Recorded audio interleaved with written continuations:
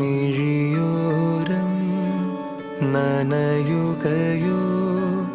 മനമെങ്ങോ ഒഴുകുകയോ ഒരു കൂട്ടം കഥകളുമായി ഇളം കാറ്റിൽ